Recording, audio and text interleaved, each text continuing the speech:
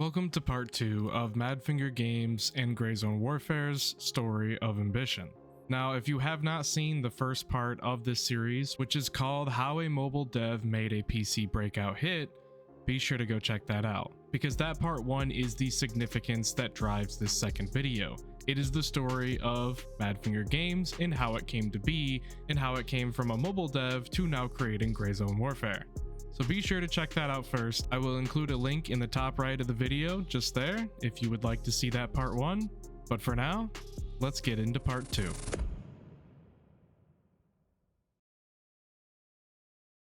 Grey Zone Warfare had done something pretty incredible. Within days of launching into early access, hundreds of thousands of copies had been sold. More than 72,000 players were online at the same time, and Madfinger Games suddenly had one of the biggest releases of 2024 on their hands. But there was another side to that success, because now, tens of thousands of players were stress testing virtually every part of an unfinished game at the exact same time. The servers, the AI, performance, tasks, helicopters, progression in general, things that might have worked perfectly during development were now being tested in ways no internal team could realistically produce. And very quickly, the conversation around Grey Zone Warfare started to change. So what happened after that massive launch? And more importantly, how do you rebuild a game while everyone is already playing it? It didn't take very long for the numbers to start moving in other directions. During May 2024, Grey Zone Warfare averaged more than 21,000 players on Steam. By June, that average had dropped to roughly 4,300. July fell below 2,000, and August was just over 1,000. And by October, the average player count had fallen below 700. On a graph, it looks brutal, and understandably, that led to a conversation we've probably all heard at some point: Grey Zone Warfare is dying. That's the clickbait, right? But I think that description misses part of what was actually happening, because Grey Zone didn't lose players from an ordinary launch. It lost players from a launch that had massively exceeded expectations. There were people who bought the game because everyone was talking about it. They were giving into the hype. People who wanted to see if it was the next big extraction shooter. People who played 20 hours, enjoyed what was there, and decided they'd come back when the game had more content. Servers could be frustrating, and AI could turn what looked like a normal firefight into a trip back to base almost instantly. And once you'd spent enough time in Lemang, it became increasingly obvious just how much of the game was still, well, unfinished. That's early access. So I don't think there was one clean answer for why the player count dropped. Some of it was probably inevitable, and I think that is with every early access game. Some of it absolutely came from the problems players were experiencing, and some players simply decided, well, I'll just come back later, as we just talked about. And that last group would become extremely important to Grey Zone Warfare's future though, so we're gonna focus on that. Now, this is where the words early access really start to matter. It's easy to look back now and say, of course the game wasn't finished. It literally told us what we were buying. But early access creates a weird relationship between developers and players, because the developers are saying, we're still building this, while the players are saying, I still paid for this. Both things can be true. Players had every night to expect the game to work, and Madfinger had been very clear that Grey Zone Warfare was still years away from being finished. So now the studio had to do two things at once. They had to continue building the game they wanted Grey Zone Warfare to eventually become, while fixing the version everyone had already bought. And looking back at what happened over the next several months, that might have been the hardest part of the entire early access process, especially from day one. Because Madfinger Games wasn't just adding content, they were basically trying to fix an airplane while it was already in the air. And that is really what early access is. Once Grey Zone Warfare was out in the wild, Madfinger Games didn't really have the luxury of fixing one problem at a time. There was simply too many different parts of the game being tested all at once. Performance, server stability, AI behavior, helicopter travel, quest progression, inventory bugs, rubber banding, crashes, just to name a few.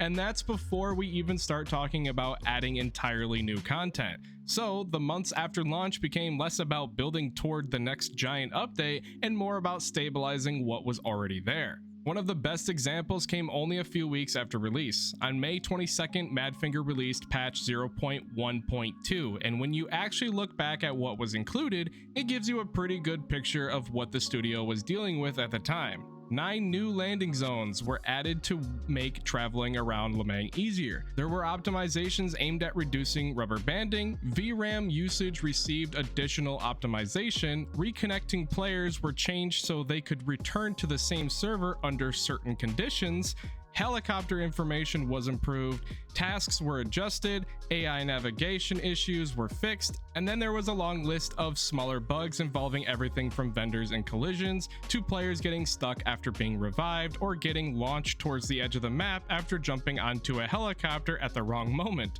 Madfinger Games even acknowledged in the patch notes themselves that the journey had already come with its fair share of bumps and bruises. And honestly, that's probably the best way to describe those first few months. Because none of these fixes existed in isolation. Change the helicopters and suddenly you're affecting how quickly players can move around the map. Change the AI and you're affecting combat difficulty. Change performance and you're affecting whether some players can even comfortably play the game. Fix a task and now you're affecting progression. Everything connects to something else, which meant every update had the potential to solve one frustration while exposing another one, and that's just the nature of developing any game. So this continued throughout the rest of 2024. Hotfix after hotfix, patch after patch. Some were small, some were much more noticeable, but taken together, the amount of work starts to become pretty substantial. When Madfinger Games looked back at 2024, they reported that the team had fixed more than 2,163 bugs since release, alongside 14 hotfixes and 3 patches. They also reported that Grayzone Warfare's Steam review score had improved from roughly 68% positive to 75% by January 2025. So even though the player count had dropped dramatically, there was evidence that the players who remained or came back to check on the game were starting to notice the progression. But I think there's something really important here that gets lost when we only look at the player count graph. A declining player count doesn't necessarily mean development had stopped. In Grayzone's case, almost the opposite was happening. While fewer people were actively playing, the team behind the game was getting larger.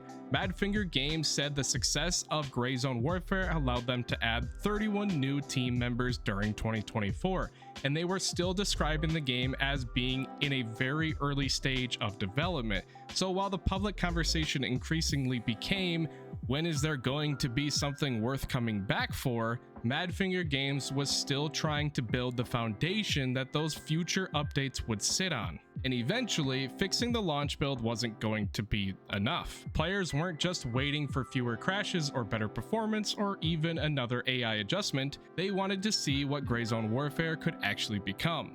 They needed something substantial, something that could make people who had left Lemang months earlier look at the game again. And in November of 2024, Madfinger Games finally had their first real opportunity to do exactly that. It was called Night Ops. By November of 2024, Grayzone Warfare was in a completely different position than it had been 6 months earlier. The massive launch audience was mostly gone, the initial excitement had cooled off, and after a few months of hotfixes, patches, and promises about what was coming next, Madfinger Games finally had something much bigger to show: Night Ops. That was officially Grayzone Warfare's first major update, and on the surface, the headline feature was pretty obvious. Lemang was finally getting, well, dark. Night Ops introduced a dynamic day and night cycle that fundamentally changed how the map could be played. Darkness wasn't just a filter placed over the screen, players now had access to night vision, lasers, tactical devices, and equipment specifically designed around fighting after the sun went down. Madfinger Games had spent a lot of time promoting the authenticity of that equipment, even bringing in people with real-world experience using night vision to compare the in-game systems with, well, the real thing. And when the update finally released, the night vision quickly became one of the things players praised the most.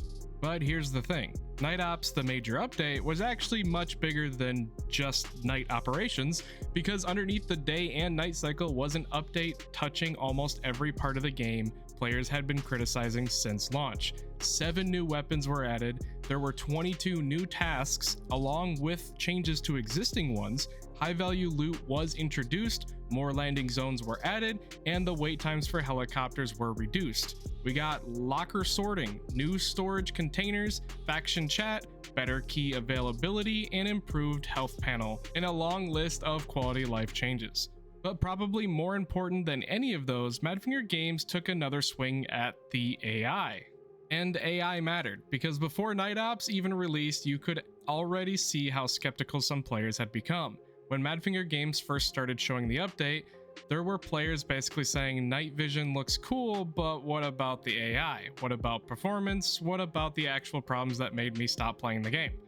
And I think that's important, because Madfinger Games wasn't trying to convince an audience that knew nothing about Gray Zone Warfare anymore. They were trying to convince people who had already played it, already experienced the problems, and in many cases had already decided to leave. So when November 27th finally arrived, there was a lot riding on this update, and initially there were some really promising signs. Players immediately started talking about how good the night vision looked. Some reported noticeably better performance, others felt like the AI was finally becoming more manageable, and returning players described going from around 50 FPS to about more than 100 after the update.